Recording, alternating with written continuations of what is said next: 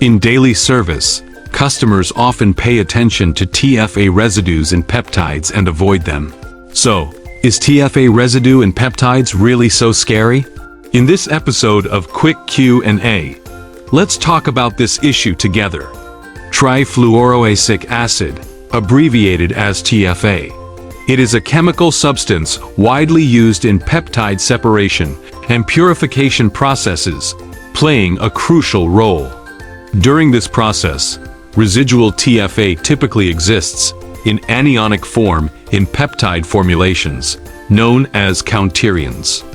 It is worth noting that if the residual TFA exceeds a certain concentration, it will not only affect the biochemical properties of the peptide, but also cause false positive results in downstream applications.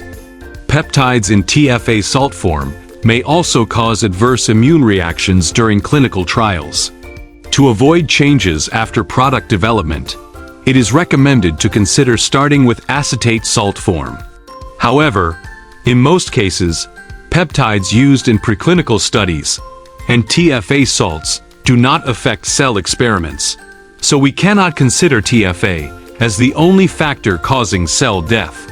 If you have concerns about this, you can choose to use salt transfer techniques such as acetate, hydrochloride, etc., to reduce their impact on cell experiments. This is the end of this video. Follow Cheng Yao Biology's video account to bring you more interesting and informative life science knowledge. We look forward to seeing you next time.